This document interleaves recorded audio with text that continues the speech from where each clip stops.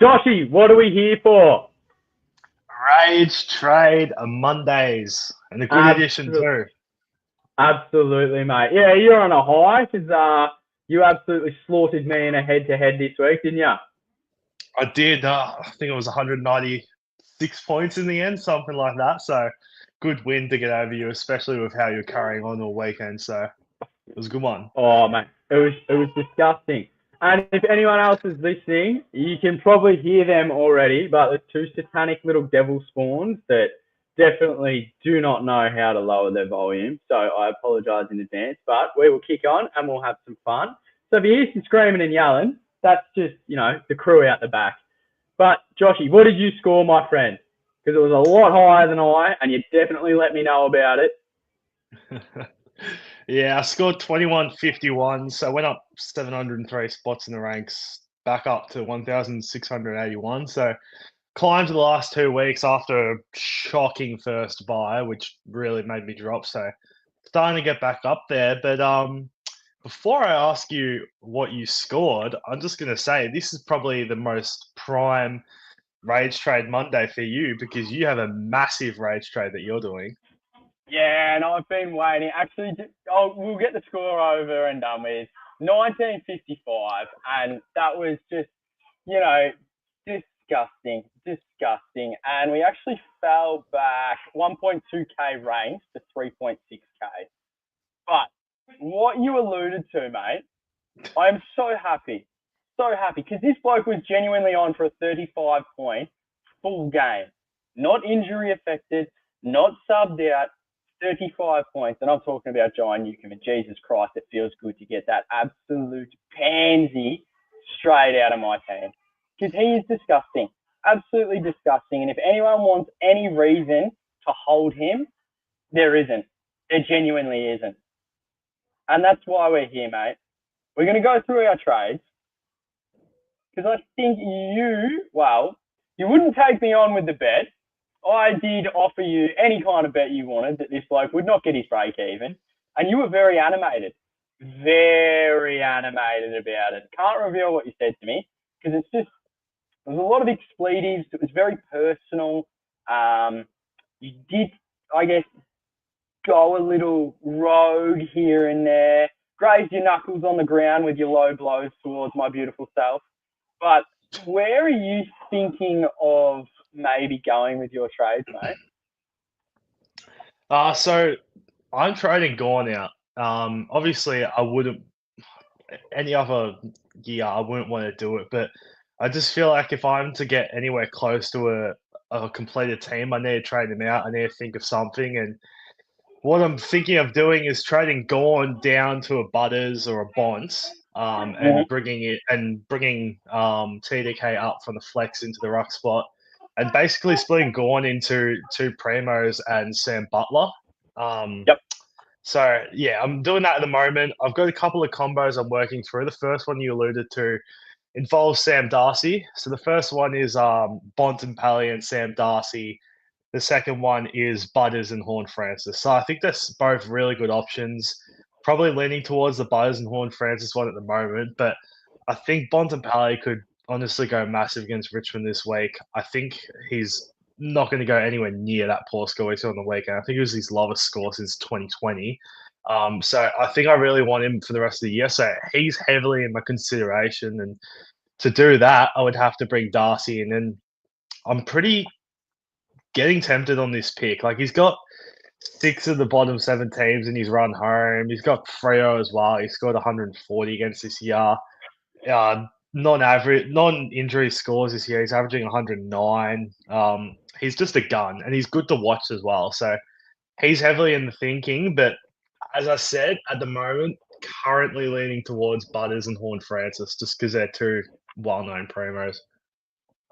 Yeah, I get that. And that's completely understandable. You did say that you want to bring in Bond. Honestly, I've had Bond for 2 weeks, and Jesus Christ, it's been an absolutely shocking experience. Like, I Yeah. know we spoke about soft earlier in regards to Newcomb, but Bond's last two efforts have been like just terrible, genuinely terrible.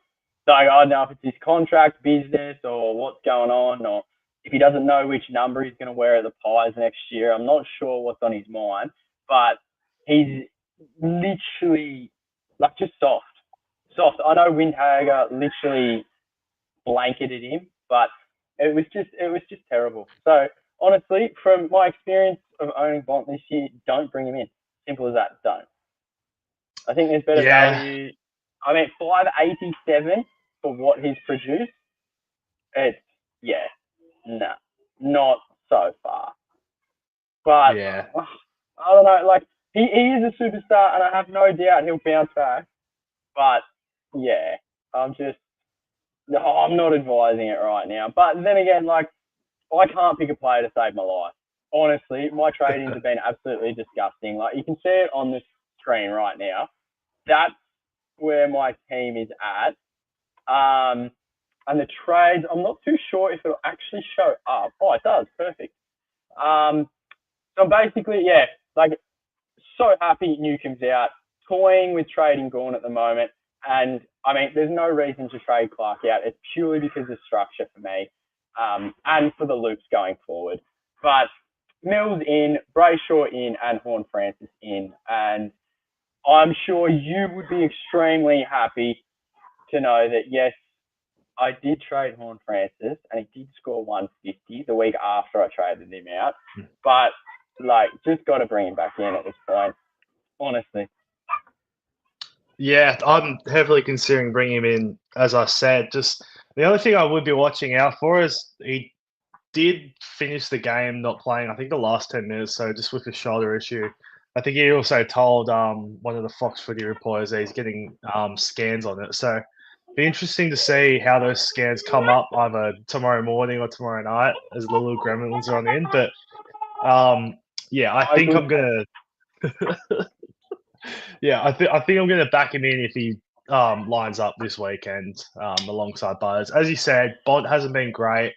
Even like going back to his 99 against Gold Coast with no tag, like he started the year red hot first game back, first few games back from injury. But I don't know. I feel like this week against Richmond, it's genuine 150 plus territory. I think this is the week that he starts to kick off again. And looking at his tags, like he's got Jordan the week after, but Jordan's really been poor lately in terms of tagging. Like he really hasn't been that impactful at all. And to be honest, Jordan could even go on Bailey Dale because he's actually been a bit more effective tagging those halfbackers of recent times. So, yeah, that's the only reason Bont's in the thinking because, I mean, he's been the number one averaging midfielder for 3 years prior to this. So we know what he can do, obviously. It's Bont and Pally. Oh, 100%. 100%. Like, he's an absolute machine, but the game was literally, and it was so, like, would have been interesting to see how he'd go in a close game against the same. But the game was literally over at full time. And it was shocking. Absolutely shocking. And you said, like, his first game when he scored 99, I could find it in our text. And it was, I sent you a message saying, if that was anyone else but him, there's no way that stat line gets there. Like, no way. Yeah, when you look back at it, 643K for the two scores he's given you. Bontempelli stitch you up a little bit. Yeah. Soft as, mate. Soft as. Like, absolutely pathetic. Genuinely pathetic. Like, we all rave on about how he's, like, one of the best players in the game. He definitely might be. 100% might be. But right now, he's absolutely not. 100% not. Nowhere near. Like, Ed Richards is better than him. He's probably third in line at the Dogs right now. We're not talking about potential. We're talking about cold hard statistics in the last 2 weeks. So could not care what he scored his first week back. Didn't own him there. We've owned him for 2 weeks, and literally, like, Matt Kennedy, Libba, he's behind Bailey Dale. Simple as that. Like, it's just, until I see something that, honestly, I never thought I'd say it, but trading in Marcus Bontempelli has been an absolute failure of a pick. Yeah, who could have predicted that, honestly? Oh, but then again, like, Colby McKerchis had 75 possessions and literally hit 2 targets. So, yeah that was pretty rank. All right, you were very happy at that, actually. I was, because just like every single player you bring in, I have to listen to you ramble on all week about the statistics and he's got the role, he's got the role. So he did have the role, but yeah, I reckon he's a chance to lose a role, to be honest, because it's taken him this long to get it. Oh, seriously, why is there no chance he can't lose it? It's taken him this long to get it, and his first game having it, he went what, under 50% disposal efficiency. That is shocking for your designated kicker. Your best ball users are meant to be in that role, and It's he in the was wet. woeful. It's in the wet, and it just was not suited to him at all. Not suited to him. Like, it's literally going to be at the G, and shock horror, they're facing Carlton, who somehow have literally the best fixture run ever now. I have no. Well, I do have a doubt because I'm looping him, but I'm fairly confident he's going to be fine. Absolutely fine. Well, like, kick in for there. yeah. Well, I did think about it today. Like, I mean, Carlton just conceded 133 to Tom McCarthy, so I feel like it's a pretty good matchup for a young defender in that role. So I think McCurcher will bounce back this weekend. But yeah, geez, that's a grim first game up. Oh, absolutely. Absolutely. No, 60, I think it was like a 66, but then got scaled down. Like, scaling, don't get me wrong, obviously there is scaling, we all know that, and there's so many variables in it. But to go from 66, which was still crap, but looked a lot better than a 60. Like, if that dropped to a 59, that'd be horrible. Absolutely horrible. Yeah, 100%. And you actually played McCarthy on field. I did. I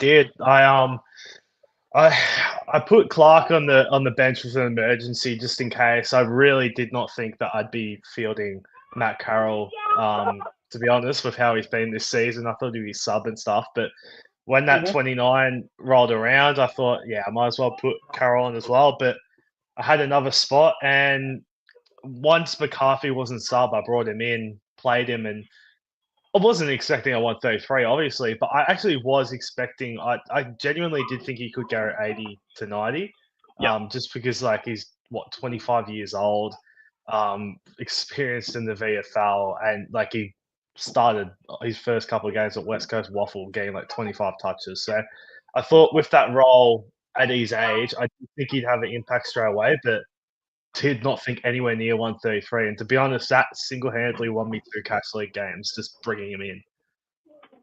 Oh, mate, like, it was ridiculous. He was so good. Yeah. God, that it says a lot about their team that a bloke from the mid-season draft had that much impact and was so good. Like, Yeah. I know we're talking about SuperCoach, but Jesus Christ, we want to bring another team in, and we've got a team in North that's selling their home games to literally the other side of Australia, and we've got a team in West Coast that are genuinely just like Oz kick level. No offense to the Oz kickers, but you know what I'm saying. Like, it's terrible, absolutely terrible. But let's get to why we're here, mate. And I know I reckon we could probably guess the top traded in players. And because we got it on screen, we're just going to go through the top traded out ones. There's only one here that I do not agree with. I want you to take a guess. See if you understand who it is. Elijah Hewitt. No. Campbell Gray, because DPP. Literally, that's it. Yeah. Like, I see no other reason to hold any of them besides Campbell Gray.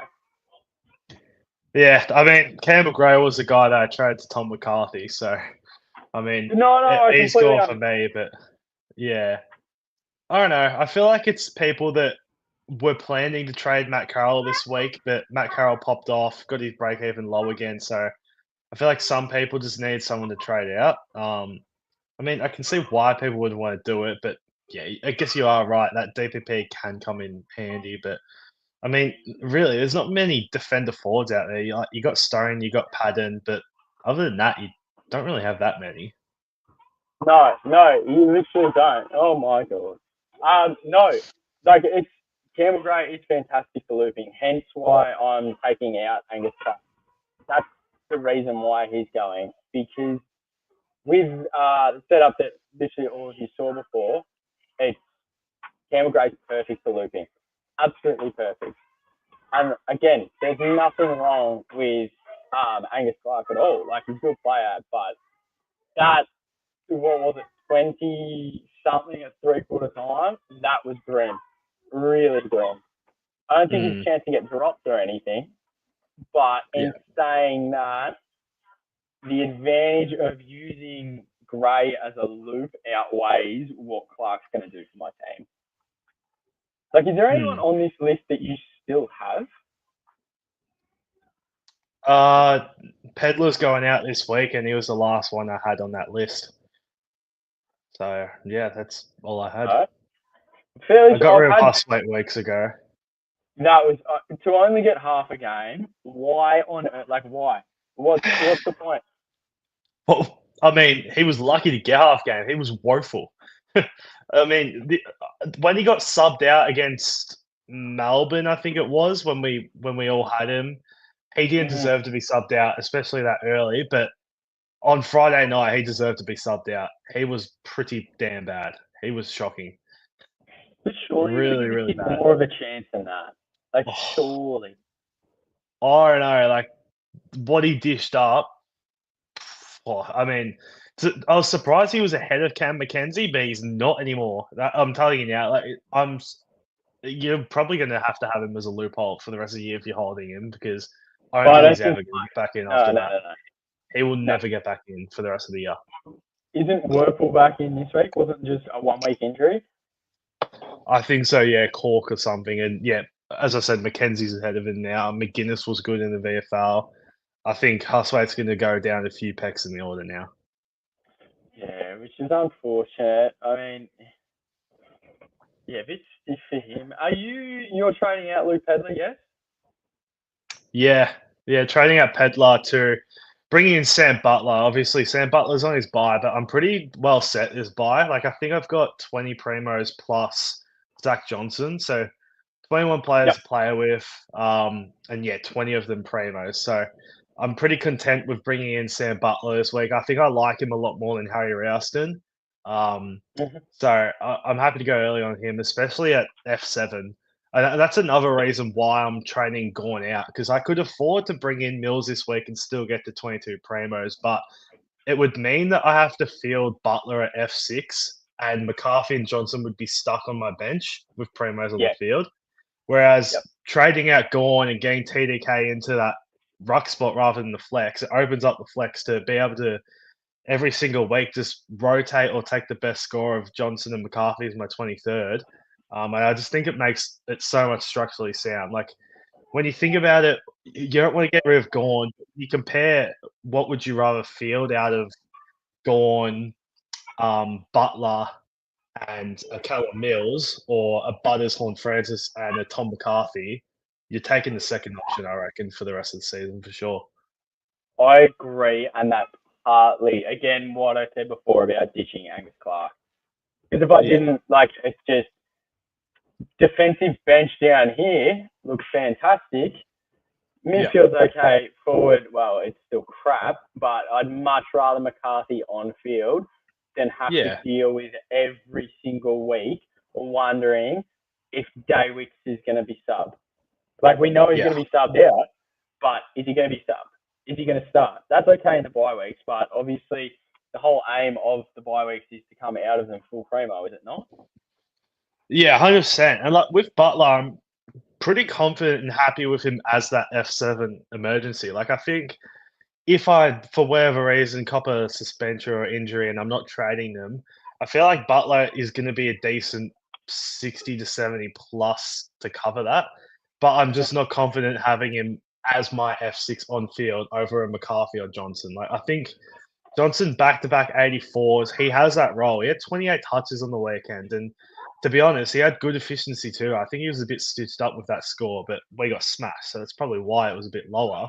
And then McCarthy's shown what he can do. Like, he's got the role. He had 10 kick-ins. Like, those 10 kick-ins alone, I know teams aren't going to kick those many points every week, but with that role, we saw what Marich was able to do in that role opposed to what he hasn't. Just that role at West Coast, like, anyone can average 90 in it. Oh, I mean, he still was good in that game. Yeah. He Yeah, did that role 100%. before. Like, Yeah. see, and this is where I go back to like the McKercher thing as well. Like, yes, the 60 looks disgusting. Not debating that, but it's the role. Like, Yeah. it's the role. And I can't remember off the top of my head what DE went by foot, but there were times there where he literally missed like 4 kicks in a row. And it was just direct turnover. So clearly you get nothing for that. You get scaled down. There was a deliberate free against early in the third quarter. So that's just killed any chance he was going to get any kind of resurrection point scoring wise. Like it just wasn't going to happen. But it's as you said before, it's the role. It's genuinely the role. That's like not worried on him yet. I mean, Carlton should. How much did Carlton beat North by? Oh, like 30. I really don't rate Carlton at all, to be honest. I don't think they're going to beat them by that much. I don't rate Carlton at all. I reckon they're going to only beat North by 30 maximum. No, I'm not saying it again. You little Carlton number one hater. They're terrible, mate. They're terrible. Absolutely terrible. Right. Let's get stuck into the most traded in. Yes. I understand all of these except one. And who would that be? Have a guess, mate. Have a guess. Well, if we're on the same wavelength, which most of the time we're not, I'm going to say Nick Madden because Briggs is 1 week away. 1 week away. Yeah. I don't understand that at all. Yeah. I mean, I know if we go like top 5, might change a little bit. Oh, not really. It's still Madden at 5. Like that. To me, that's madness. Briggs is 1 week away. I don't think Madden's shown enough to dislodge Briggs for the number 1 ruck spot. And I don't like that at all. I assume you're on the same page. Yeah, I'm 100% on the same page with Briggs coming in. Like you get one price rise and it's the buy, and then you're gonna cop Briggs coming back in, and not even just that. Like if you're getting him at R3, it makes a bit more sense. But a lot of people will be getting him in at that flex spot to be able to field him, and I don't like that at all. Obviously, it handcuffs you a lot. That's one of the reasons I'm trading Gorn to get TDK out of that flex to get that flexibility again. So yeah, Madden definitely I wouldn't be bringing in, but I know we don't usually do the 6 guy, but Jack Martin, I'm avoiding him like the plague. Like he only scored 78 against us in a massive, massive loss. Just want to get your thoughts on him because there's a few people bringing him in.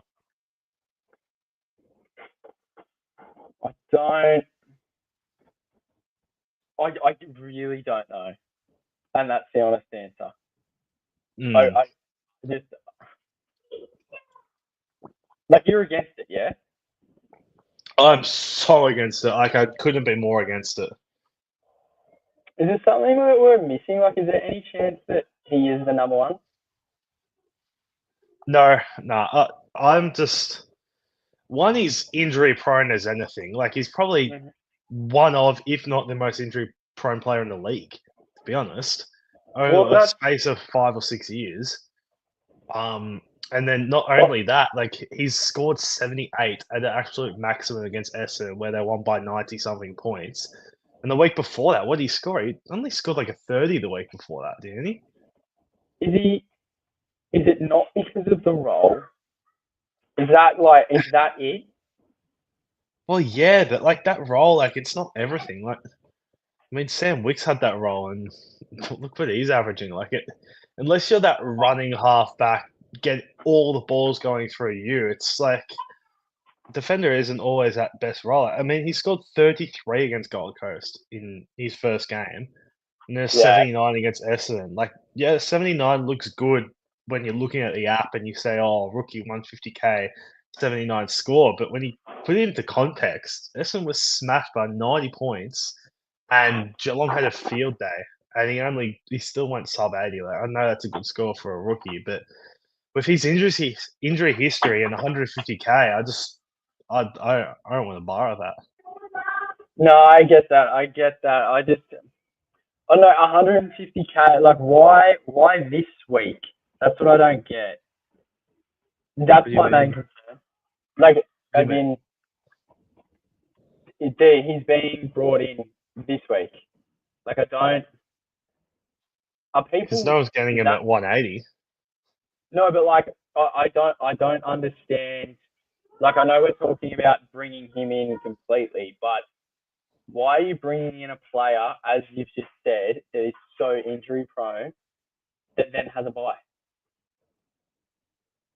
Yeah, I guess it's just people that are because you have to like if you are getting Jack Mine, if you think his role is good, you think he's going to make money, it has to be this week because you can't get him next week at 180, 190k.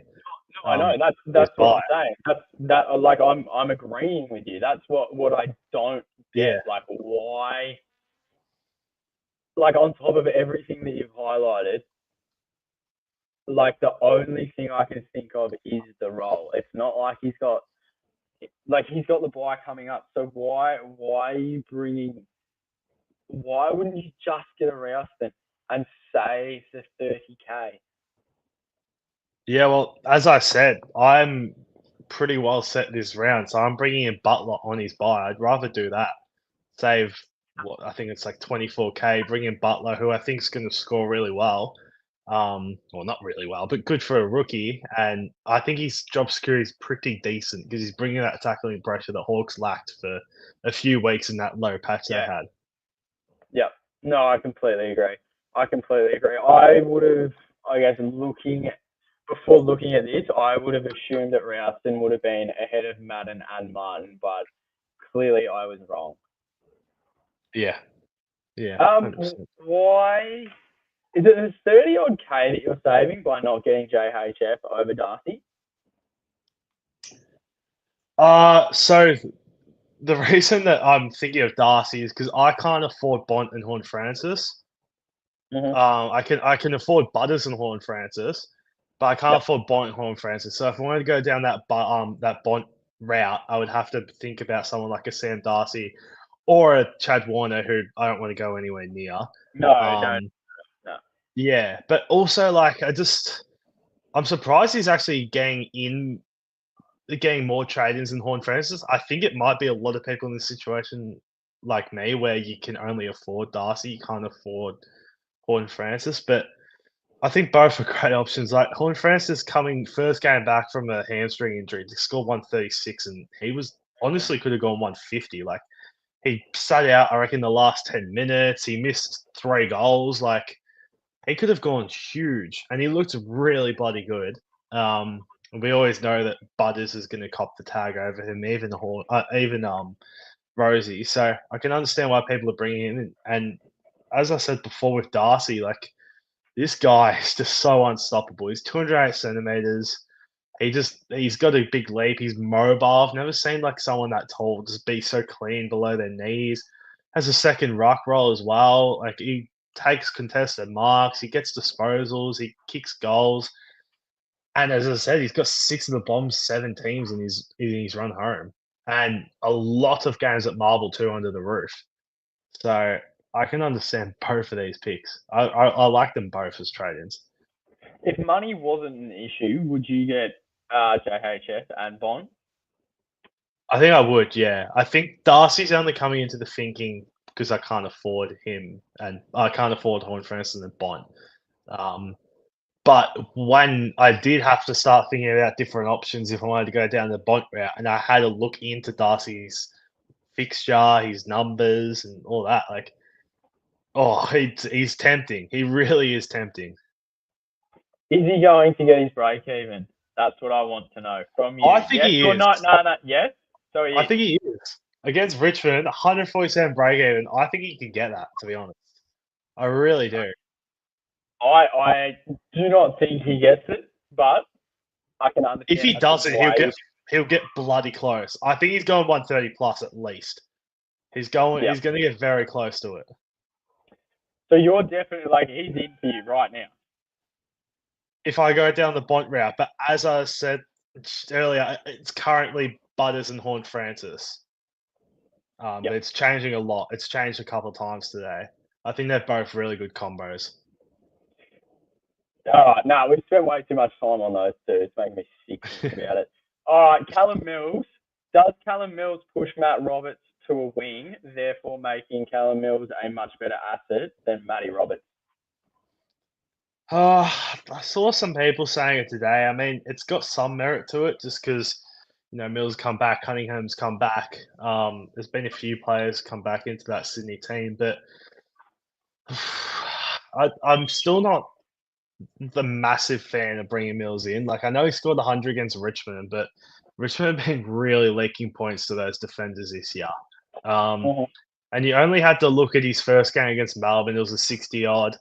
You only have to look at his last season. If you actually look at Callum Mills at the back end of last year when he came back into the team, I don't think he turned up. And it was a pretty poor average. That's why he was priced at what he was this season. And if Mhm. I'm not mistaken, I don't think he had any injury affected scores in those scores as well. So um, I'm not a big fan of it. I know you're trading him in this week. I'd love to get your thoughts on it, but in terms of Roberts to the wing, I think that's a genuine scary factor for owners. But I think you just got to play it out and see what happens. But in terms of Mills as just a sole trade in, I'm trying to avoid it big time this week. I'm not a massive fan.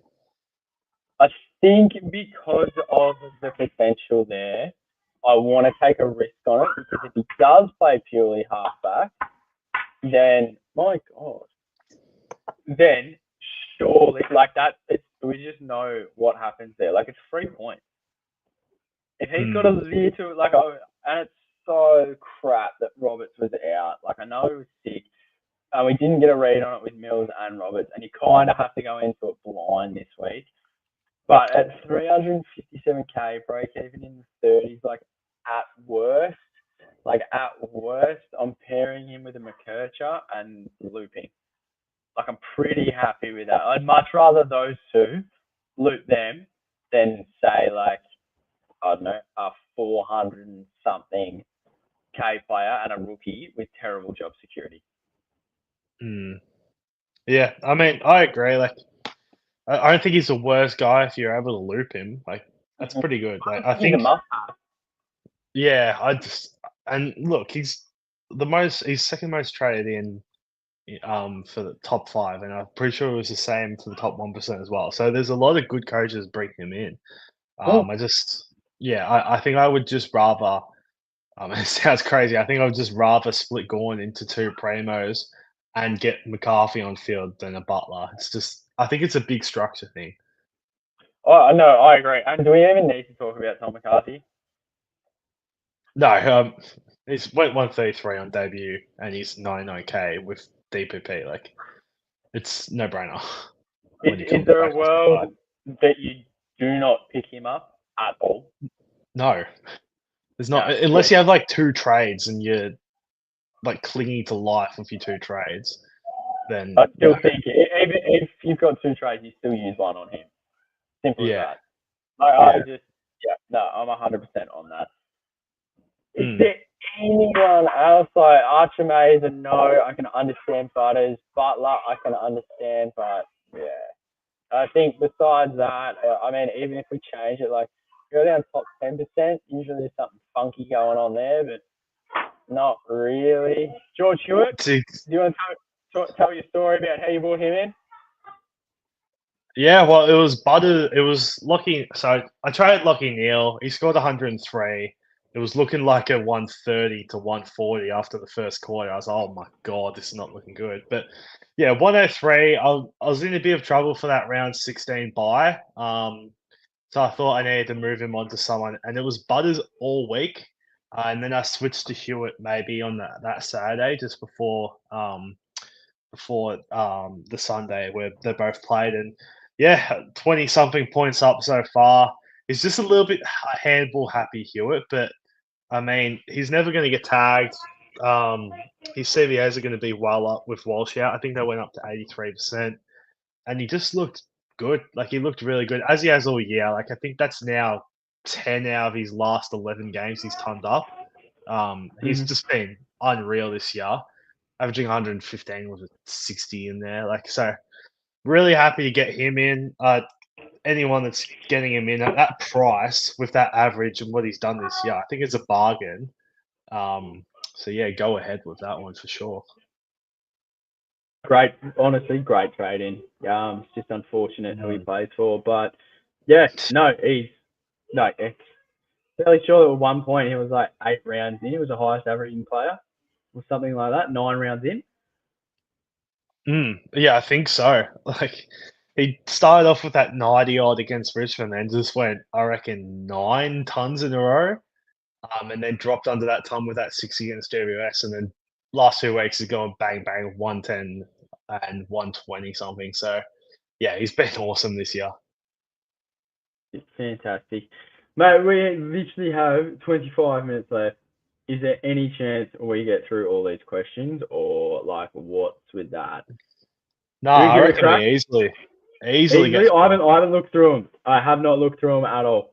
There's a lot. Well, there's a lot of stuff about your mic, like a lot of stuff. No idea. Like there's something going on with these AirPods. There, they've cooked it. No clue. Because like literally listening to anything and being on a call, it works perfectly fine. Yeah. No idea what's going on with this. No idea. Anyway, shout out to our good man, Mr. Supercoach Pro. Beautiful individual. He is also a Hewitt owner, I believe. I could be wrong. Yeah, he brought him in this week over Butters, alongside myself. So yeah, it was good. 50. What was that? Sorry, I think he's still ranked. I think he's still ranked in the top 50. Is that right? 79th at the moment, I think he was. He was on stream last night with Hippo. And yeah, I'm pretty sure he's at 79th at the moment. Not too far off the top 10, but apparently first is just miles ahead of anyone at the moment. So, but I reckon you can still catch him. I mean, we've got 10 rounds left. Like, there's plenty of season to play out. So, yeah, he's going well. He'll have some insane trade plans cooked up because this bloke. Yeah. When everyone zigs, literally Brad just zags. He goes the exact opposite way, and to be fair, it's worked out more times than it hasn't for him. That's why he's doing so well. Well, one thing I will say is he's got in here saying he's going to save his trades, but last night on that stream, he said a pretty juicy trade they want to put to you, and I reckon he should do it. He said he's thinking of trading Gawn and Matt Roberts to Bont and Butters. I would do it. I'd do that. Absolutely. Yeah. Yeah. Yep. And you would be full primo, 23 primos, 4 trades left, and he's trading Gawn and Matt Roberts to Bont and Butters. So I reckon he should do it. But at the moment, it looks like he's gonna keep those trades. Yeah, no, he won't. No way he will. No. Don't believe that at all. And if anyone literally wants to find him, just type him in on YouTube. Go give him a like. Fantastic channel. And same as on X. Like, he's got some insane trade plans going, and it just goes to show you don't always have to follow the crowd because, well, I think the highest he's been ranked is in the 20s or something, and has been in the top 100 now for like the past 2 months or something. Something like that. Something along those lines. But shout out to you, Brad. We absolutely love you, mate. Roddy Todd, you're always here, so thank you so much for being here, mate. Yeah, Bont did let us down, and honestly, you've probably got more chance of me going out there and scoring a 180 this week because right now, Bont has no heart. Bont is just absolutely pathetic, and I hope he shoves it right up me because for 643k, he can piss off. And yes, I did. Yeah. I did DDR's goal. Yep, that was wonderful, wonderful. Almost as good as Jesse Hogan's out of midair, I must say. But yeah, no, it looks good out there. Maybe another rookie on the horizon. Joshy, this one's probably more up your alley. But I'm going to say you reckon he does get the break even in agreement with Roddy? I think he does, and if not, he's going to get bloody close to the point where I don't think he's going to lose much cash at all. Half time. What was that? You keep cutting out, man. I don't understand why. I have no idea. Like in this audit, I don't know. I do not know. What's he going to be on at half time? 66. Pluck a random number. Yeah, right. Interesting. And finishes on? 140. flat. Oh my god. My god. Sometimes I wonder why I communicate with you. All right, Scotty Walker says, thanks for your hard work, mate. You've helped me reach the top 1% this year. It's been a few years of teaching me, only because I'm a slow learner. Thank you, mate. Is that directed towards you? You or me, who knows? He said mate, so it's only one of us by the sounds of it. But good on I him. don't know. There was a period of time there where you missed a couple of podcasts, and I managed to piss off the entire Essendon fan base, Carlton fan base, and I reckon I had a few Sydney blokes at me as well. So I don't know if Scotty's referring to you or I, but thank you very much, mate, and we will just take it and continue on. Jerv, the boys are back. Thanks to your advice, I've climbed up the ranks to be at 6.9k. Nice. So thank you kindly, lads. No worries, mate. Joshy, you turning 55 tomorrow. I have no idea what that means. Neither do I, mate. Neither do I. Going Carroll and Clark to Mills and McCarthy. Yep, this week to sort out a primo flex option. After that, it's trying to make Sam Darcy my F6. I reckon he was one of that? the Well, I reckon he was one of the ones having a go at me in the chat today when I was all over Sam Darcy. So that's a bit of a turn of events. Yeah, maybe he turned his mind. I don't know if it was him, but yeah. The next three comments are literally JCR, Pro, and Jerbs having a dig at my audio. I've got no idea. Like, they're fully charged. They're connected. They literally work perfect on the way home from work. No idea what's happening here. No clue. Jakey Sharp says, Rankin to JHF this week. Yes. Darcy flex next week for Clark and Gray, leaving 4 trades for injuries. McKercher and McCarthy, D6 loop. Thoughts? I see nothing wrong with that. I just want to know if he's full primo. Like, I know he's saying he's obviously not McKercher, McCarthy, D6 loop, but I like the trade of like using a primo's cash, like going down, but I'm not sure if I want to spend up on a sideways like Rankin to JHF at this point. Especially with 4 trades left. Like, we've got 10 rounds of footy left. And we saw the end of last year. I'm pretty sure last year I copped Houston, Rankin, Sheasel, Tim English. There was so many players in the last couple of rounds that just fell off the face of the earth for me. And it really destroyed my rank towards the end of the year. So just be careful doing those type of trades at this point, I reckon, if you're not using cash or anything.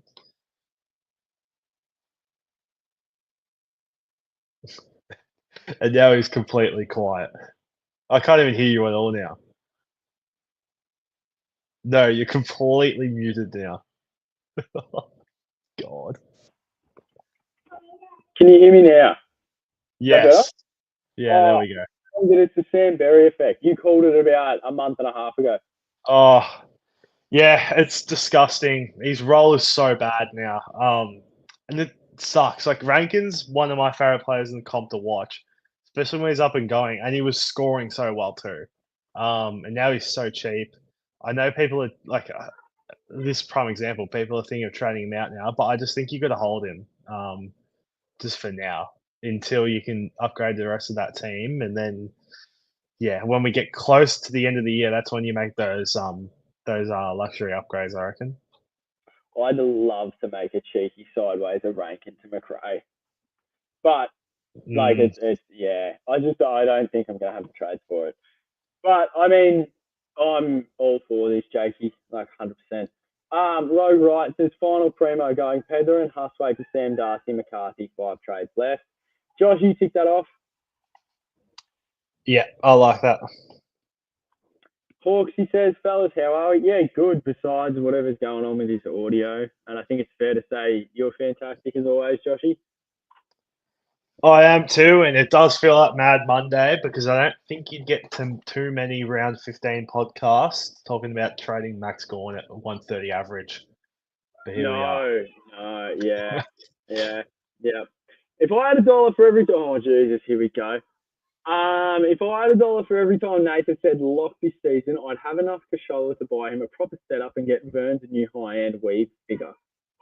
Jobs, let me know what a weeb is. No idea. Oh my god, someone's not happy. Yeah. No, we've got. Oh, I like this one. Sounds like Scobes is leaving me a voicemail. I mean, personalised. You send me $20, I'll say whatever you want, mate. Race Trade Mondays with Joshy Verns in the Centrelink call centre. Yes, absolutely. So I actually like that. Jobs, I like that. Dalek, God, quad one. I think I have a plan in place. Long to Mills. No, I hate that. Banked 100k. El Hawley to Rouston. Disallows me for next week to go Gray to Butler, Clark to Allen, and Johnson to Darcy / JHS to complete the team. I don't think I like that. I do not like the long to Mills. I don't know, but like Long's average, I don't think is a very good indicator of how he's going at the moment. I think the 5-round average is a lot better indicator. He's been going really well, and especially as it gets wetter and wetter and colder, it's suiting his game even more. He's a wet weather specialist. I'm not too sure about what the weather is this weekend, but yeah, his score's been awesome. I feel like him to Mills is a bit of a downgrade, and even the second part to it as well. Rouston, I feel like he could be another one of those players that we get in and ends up being a sub or on the very fringes of the side. Like he gives me Boxall vibes. He gives me Housework vibes. It gives me that really scary young inside midfielder that is on the fringes of the team. And I think he was sub pretty much every game he played this year, if not all the games until last week. So I wouldn't trust him either. No. I know he gets to complete the team next week, but no. So Dalek, that's a no. G-Bag, hey fellas, looking at trading out Elijah Hewitt this week, but unsure of whether to move him to Sarong, Rao, or I think that's meant to be Crisp. Any thoughts would be great. I'm going Sarong in this. Yeah, Sarong finally had a 120 plus score, and he's been so consistent this year.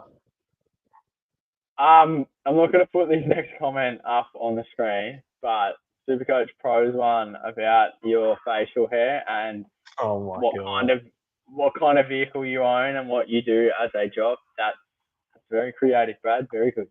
Very good. Orksy says he's not touching any 600k players next year, even if it's Bont, Jerry, and Gorn. I like the only possible exceptions, but I'd rather start them. What's your thoughts on this? Man, I agree. I think more so my plan. What are you laughing at now, man? I think it's the following comments. I've seen a couple of them. You don't happen to work down in Ferrand, do you, Josh? Nah, I saw that one. No, I don't. Oh, that's gold. Nah. Anyway, with Hawksy, I actually kind of agree with this. Like, I think more so my focus would be I'm not going anywhere near like number one midfielders for the teams, like anyone that's a tag threat, because the tags are coming back into vogue. Most teams have one now, and it's really affecting some players. I mean, we just saw Bont get held to his lowest score since 2020. So it's starting to really affect. Like Dacos is averaging 107 this year. Compare that to his last 2 years, where he went 115 plus in both. The tags are just destroying these gun players. In terms of the ruckman, though, you can't tag a ruckman. I know Gorn got double teamed on the weekend, but he still scored 126 because in the stoppages, you can't tag a ruckman. So, yes, they can limit his impact in the air, but yeah, in saying that, Gorn's going to be 34 next year, so I'm not even going to consider him. I think the only one I would is Sherry. Sherry's like, 26 next year. His scoring build is just insane because he tackles, he gets touches, he marks, he gets out to advantage, but yeah, I'm leaning towards agreeing with this. Besides maybe a Sherry, and that's about it, to be honest. Yeah, no, I completely agree with this. And just to double check, you don't work down in Parade, do you? I do not, Mr. Scobel. Okay. Aqua says, seeing whinge about 2050s wise, sit on my laurels with a massive 18-15 with 24 That's terrible. That's terrible. Oh, how do you even score 18-15 from 24 players? That's insane. Yeah, no. Oh, and he also said that he had to watch Butters top Viney from the front rows live. He nearly crashed out. Oh, that's terrible. Michael Higginson says that he can look great with Toro when he debuts. Yes, apparently he's meant to debut this week. So, is it Alex Toro meant to debut for the Saints? Alex Taru, yeah. Yeah. So, I mean, thanks, Ross, for killing another rookie left for next year. Probably wants to know how many trades we're going to have for after this week. That's a very good question because I got no idea. After this week, I'll have 22 premos with McCarthy in the flex and 5 trades. And I'll be holding on to those trades for dear life. I'll have 4 trades with the loop at the end, McCarthy flex, and looping a midfielder. I think that's how it works out. Yeah, with McCarthy flex. Yeah. And then I'll probably do some silly trade. So I'll be down to 3, and then I'll say I won't trade anymore, and then the next week I'll do a double, and then I'll have 1 left. So, yeah, I always say I won't trade, but it always happens. Yeah. I to be honest, with McCarthy and Johnson, I still think you get decent scores out of them, but I'm just tanking that 23rd player until I can afford, another premo from just 2 trades. I'm holding those 5 trades like my life depends on it. Because last year I ran out at round 21, and it was horrible. No, I get that. Shout out to Grant. Yes, the audio's terrible. Act like no, not talking through one of those. Although there's a few people in the chat that probably know what that's like. JCR says North beat Carlton. We are shite. I hope to God North win. God, I do disgusting things for a North win. Honestly. Shano doesn't agree with this here, Joshy. He says trading out Gordon is madness, and he says never trade out top liners. Yeah, I mean, it's as I said, it's so structure and context based. Like when you're comparing Gorn, Mills, and a Sam Butler compared to Butters, Horn Francis, and Fielding McCarthy, I just think in the long run you're benefiting so much. I agree. I think structure plays a lot in it, but Gorn, definitely not saying Gorn is a bad option at all. If I could hold him, I would 100%.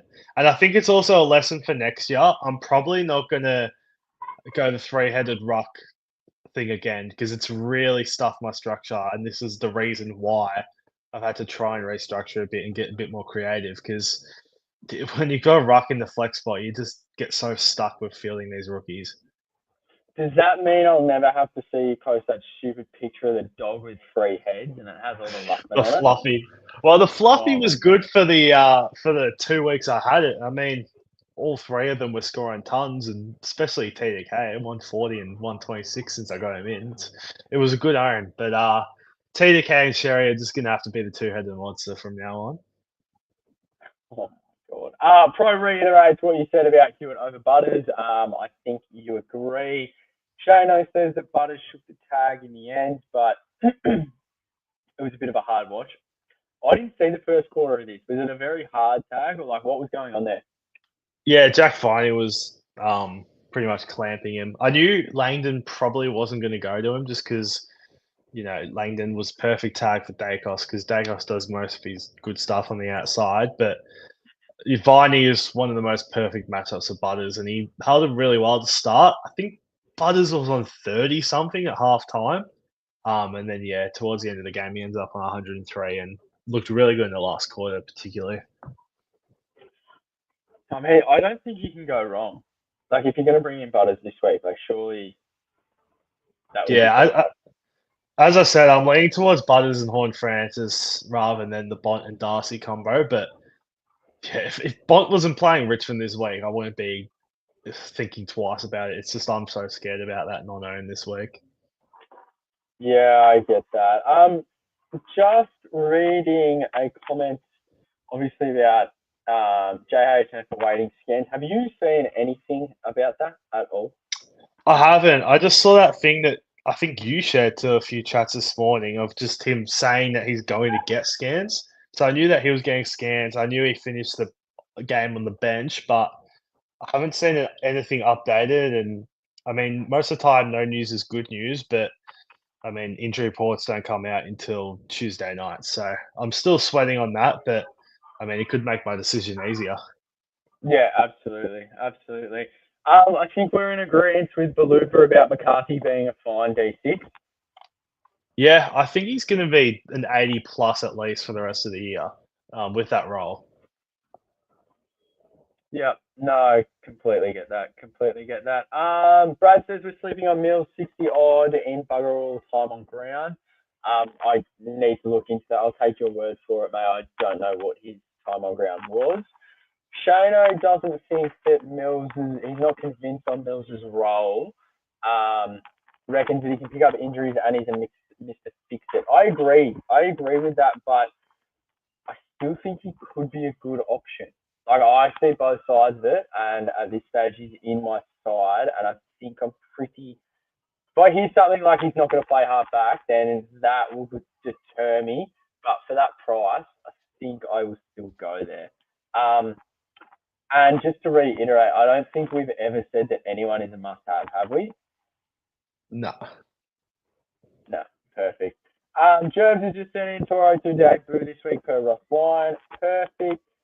Horsey hates it because it's another 3 debutants this week and no trades to bring them in. Yeah. I sent you this earlier in the week. I said that I couldn't believe that I was actually looping Nick Dacos with Zach Johnson, but I think it is completely logical considering Windhager's just going to go straight to him, isn't he? Oh, 100%. When Hager kept Bond to 66, he's going to keep Dacos to a sub 80, I reckon, for sure. I agree. Keelan wants to know, is having McKercher at M8 polar? I dare say bipolar. I think I'd rather be in your situation where you can loop him with a Mills or something, or a McCarthy even. But M8, I'm not too sure about that. I mean, he's coming off a 60 the whole season. I know he didn't have the role. He hasn't been that great besides a good score against Richmond and West Coast. Yeah, I wouldn't be too confident with him at M8 if you don't have a solid player on the M9 to loop him with. Yep. No, I get that. Shano's just responding to Brad. He says 4 trades with 9 rounds left, balls to the wall type stuff, but great stuff. He's flying.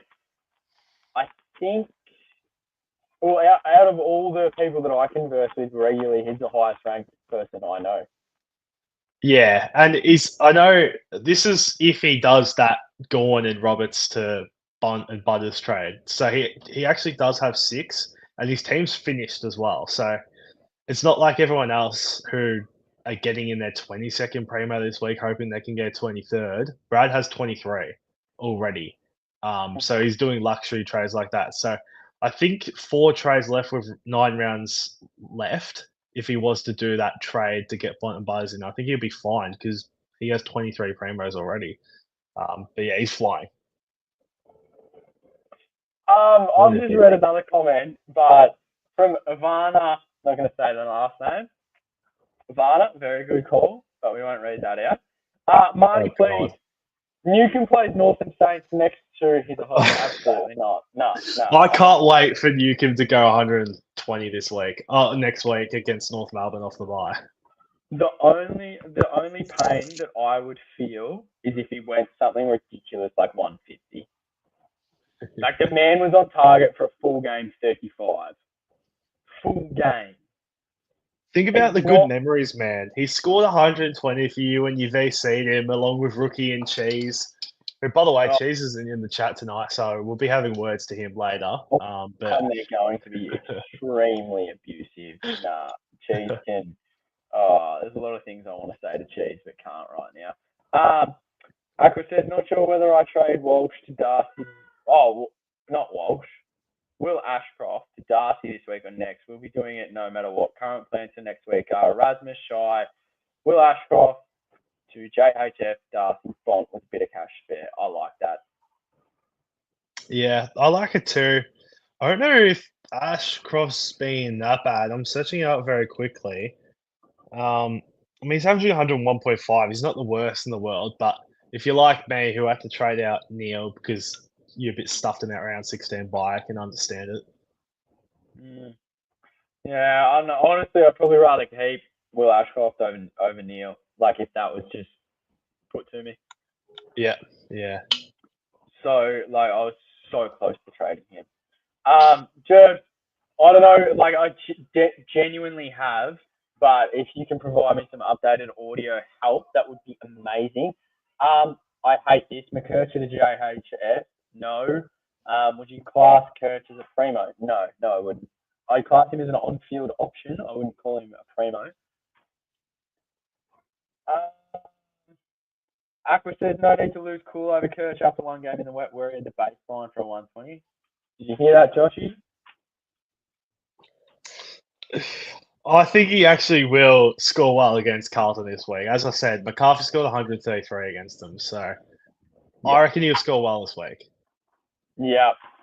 Aqua says, speaking of Verns, where's he hiding? Verns is out and about. He will be back. I can guarantee that. But, yeah. I'm fairly sure he might have been moving or something along those lines, but he will be back. Tio says, I've got Curtin money and Johnson money to get a Bont in a couple of weeks. Yep. Who averages more, Joshy, Will Ashcroft or Ned Long? At this stage, I'm going to go Ned Long. Just of how hot his form's been. Okay. Reason he's turning one of them into McCarthy in flex means Erasmus and Kako can turn his two forwards, and that's just where he's going to be for a while. I understand that. So this is the reason why Verns hasn't been streaming. Right, Verns lost streaming privileges since he was telling us to bring in Jack Steele. Did you hear about this? I didn't, but to be fair to Verns, Jack Steele's been pretty good. I don't know if he put in a stinker this week or something, but I mean, just having a quick look, I think Verns has been pretty bang on. Since round 7, Jack Steele's gone 107, 117, 111, 92, 131, 117, 106. So it wasn't that bad of a shout, is it? No, I don't think so at all. Yeah. This was in response to how did he score so low? He says Carroll's who I accidentally traded out outscored 9 of his premiums. Yeah, I feel that. My VC and C scored 105 and 102 respectively. Nobody scored over 119. What a weekend. Yep. Aqua says Cripps could be the 400k 23rd everyone is looking for. No. Joshy, yeah, so do I. Joshy, you'd be happy with this. Nate Caddy signing on, you beauty. That's very good. Very happy with that. Dalek says he's not a big fan of trading long either, but by holding long, it would delay completing the team by a couple of weeks. And 430k in a couple of weeks won't get him a decent last player, plus his round 16 buy is bad. Trade someone else. Surely you can trade someone else. I agree. He's been pretty good long. Is it a good idea to not do any trades this week, wait for rookies to fatten up another week, and then finish your team a week later, especially if he's got good cover of the next buys? Yes. Oh, absolutely, yeah. Who scores the least out of the Brisbane boys? Dunks, Neil, and Will Ashcroft. I think Neil, just because he always cops the tags. Yep, I agree. When I mean bad, he says he's missing 10 plus players. I reckon just tank it. Yeah. Tank the buy. Just he's not sure which one. Dunkley seems to be used a bit of a Mr. Fix-a-Man, but a similar stats to Will Ashcroft at a low price. I reckon it's Neil. I agree. Yep. I agree. Kerno is going on the never again list for real this time. Grabbed him in draft and a matchup just to get subbed off. Draft means nothing to me. It's irrelevant. It's a terrible format. Josh, this is your area. It's a great format, but yeah, Kerno destroyed me last season. He was shocking. He was actually another one alongside, as I said before, the Sheasels, the Houston, the Rankins, the Englishes that missed the back end of last season and just destroyed me. So yeah, never again, never ever again. Well, Joshy, I agree, but purely because it's draft and yuck.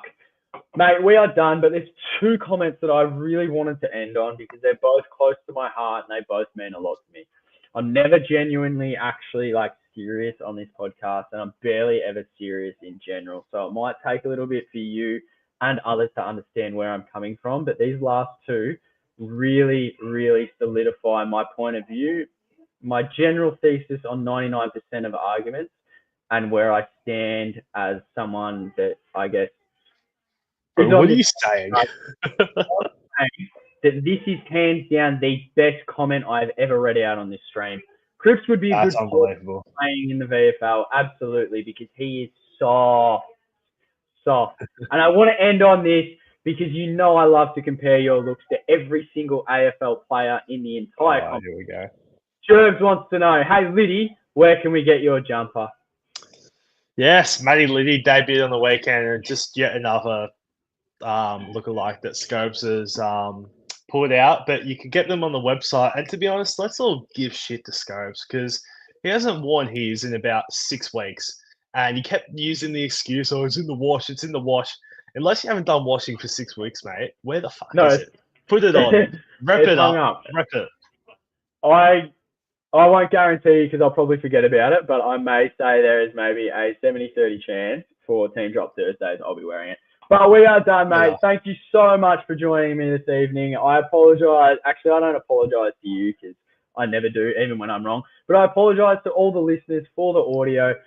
And Jerbs is going to help me out and sort me out, like, with what's going on with the AirPods because, as I said, they were working fine, but they've just turned to genuine crap. Joshy, where can the listeners find you, mate? You can find me on X at JG232_ and also on Team Drop Thursdays, but I might be having a look for someone else to join me on Thursday because at this stage you can't do it. I forgot to tell you, I got the dates wrong. It's all good. Don't stress. We will be here Thursday. Yep. We'll be here for Thursday evenings, and I will do absolutely everything I can. I will swindle the Swordplay bank account details to get me some decent audio. I'll use DR's credit card that we always use that he pays us and doesn't pay us enough, mind you, and we will get something set up, and I apologise to all the listeners. But you can find me on X at Scobie __. If you disagree with anything I have said tonight, well, stiff, too bad, because, you know, that's it. That's my opinion. You can see the team right there. The steaming hot pile of absolute tripe. I'm looking at you, Marcus Bontempelli. But the best thing is I get to end this stream with no Jai Newcomb in my team, and that is better than anything in life. So thank you to everyone that dropped by tonight. Thank you to everyone that put up with all the difficulties we faced. And to everyone that's going to listen to this in the future, you can find us right back here Thursday evenings for Team Drop Thursday with Joshy and I. And I dare say you're going to be around for next Monday's Raid Trade Mondays, yes? Absolutely, I will. Wonderful. Check the Third Man Up Boys content as well. Don't forget their rookie data dump. Still relevant this time of the year. And also for the Captain's Corner, look for the little green highlighted areas. Makes the captaincy and VC option so much easier. Thank you and good night, everyone.